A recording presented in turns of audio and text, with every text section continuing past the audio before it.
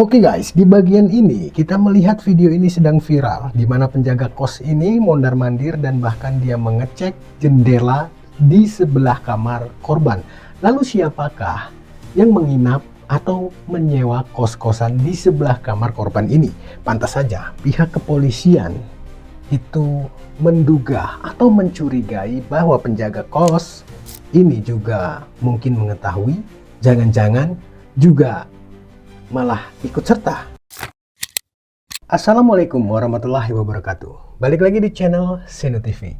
Channel ini bakalan ngebahas berita-berita trending dan viral guys. Berita-berita kriminalitas. Pokoknya mengenai keviralan yang ada di Indonesia tercinta ini yang patut kita up juga. Agar kita semua mengetahui dan pihak kepolisian atau aparatur negara di Indonesia tercinta kita ini juga berhasil dan cepat untuk mengungkap setiap kasus. Nah, hari ini kita akan ngebahas lagi kasus Arya Daru, diplomat muda yang tiba-tiba ditemukan sudah meninggal dunia. Banyak sekali fakta-fakta kejanggalan dan juga kronologi kematian, bahkan kalau melihat jenazah korban itu sangat nggak memungkinkan. Banyak kecurigaan dari para netizen, masyarakat Indonesia, dan juga di pemerintahan. Bahkan banyak sekali yang menduga bahwa ini adalah kasus pembunuhan. Nah, lalu siapakah pelakunya? Apakah orang terdekat korban? Ataukah keluarga korban? Atau juga rekan-rekan korban? Atau bahkan mungkin ada yang sakit hati dan juga ingin membungkam korban dengan kasus-kasus yang dipegang korban saat ini? Isunya, dugaannya, banyak sekali berita-berita mengatakan bahwa korban ini sedang memegang fakta-fakta ya seperti kasus-kasus korupsi. Ya kita nggak tahu karena korban ini adalah jabatan yang cukup luar biasa dan cukup berpengaruh di Indonesia tercinta kita ini, khususnya di dalam pemerintahan.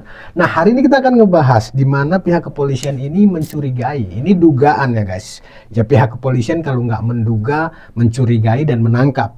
Kita juga sama, menduga dengan ajas praduga tidak bersalah. Bahkan banyak netizen Indonesia, masyarakat Indonesia yang melihat kasus ini, itu juga sangat mencurigai.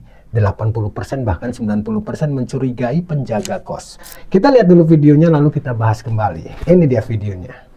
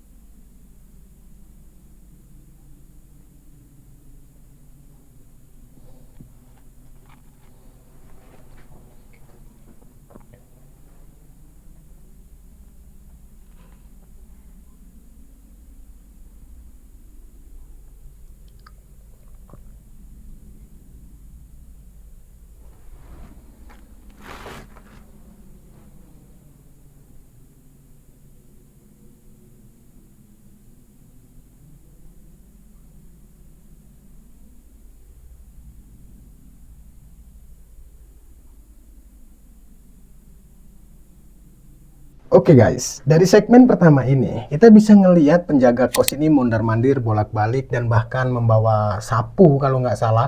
Entah dia mau ngebersihin apa karena itu malam hari ya, mungkin ini juga ada kecurigaan sih apa dia pura-pura agar terlihat CCTV, kita juga nggak tahu. Lalu kalau kita melihat dari foto yang ini yang aku screenshot ini, dia sangat sangat yakin atau ada kejanggalan di jendela kamar kos di sebelah kos korban atau di sebelah kamar korban. Nah, kalian bisa lihat ini dia mengintip, dan kalau kita melihat, nah ini kita lihat dulu video yang aku dapat dari netizen Indonesia di sosial media TikTok yang katanya lampunya itu tiba-tiba padam. Oke, kita sama-sama lihat dulu lalu kita lanjutkan ngebahasnya.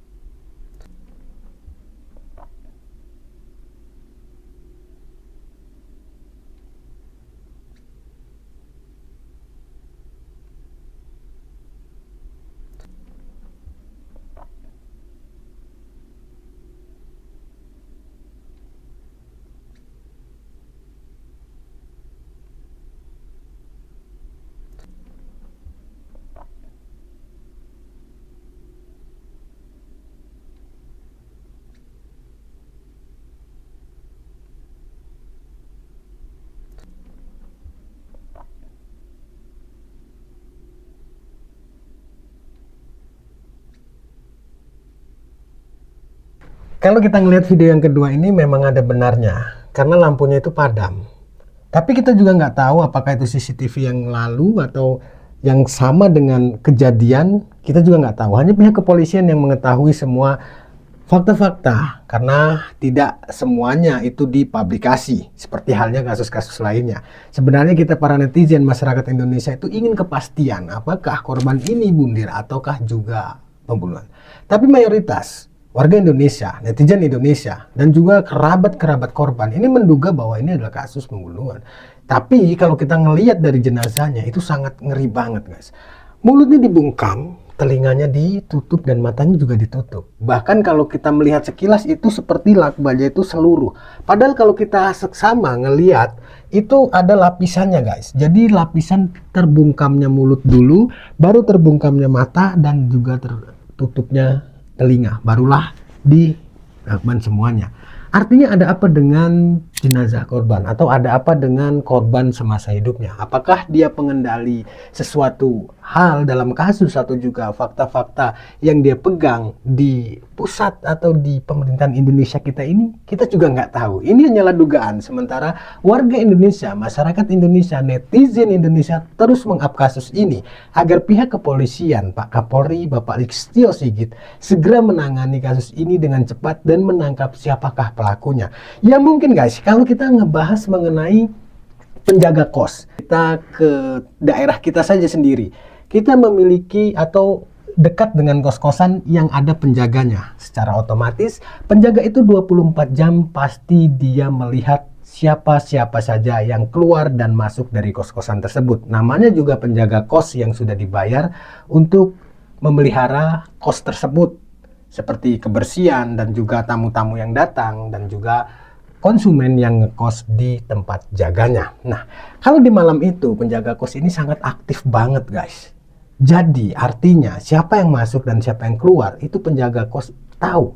Dan ini ada salah satu video yang dimana diunggah di publik juga di pemberitaan saat debat, bahwa penjaga kos ini memiliki ID card untuk masuk ke kamar korban yang mungkin memang harus punya double ya. Jadi kalau ada apa-apa memang pemilik kos atau penjaga kos bisa ngebukanya. Tapi saat dia mencoba ngebukanya itu nggak bisa, guys. Akhirnya mencongkel dari jendela, dan juga di saat dia mencongkel jendela itu ada kejanggalan di mana horden jendela itu tersingkap atau terbuka. Kita lihat sama-sama. Terlihat penjaga indekos yang bernama Siswanto ternyata memegang keycard utama saat berupaya membuka pintu kamar daru. Ia nampak berkali-kali melempelkan kartu, namun upayanya tak membuahkan hasil. Terlihat pula Siswanto berusaha untuk mengetuk pintu kamar.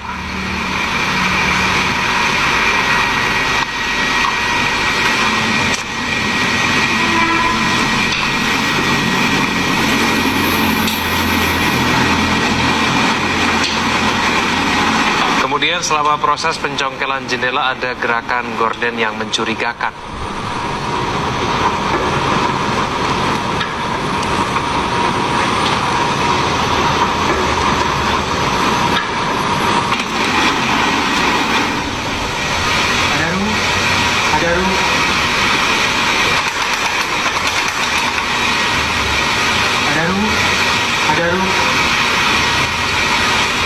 Setelah jendela berhasil dibuka, terdengar suara sangat pelan dari penjaga indekos yang 2 kali memanggil nama Arya Daru. Daru. Hah? Atas tuh. Papa ada surat atasnya nggak tuh kalau di kamar? Ada surat atasnya nggak?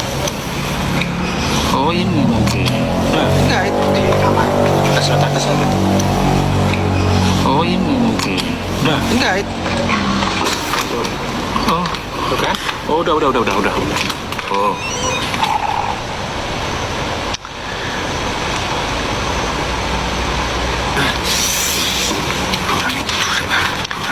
Ketika pintu kamar Daru dibuka, tetangga indekos mengira Daru masih terlelap tidur.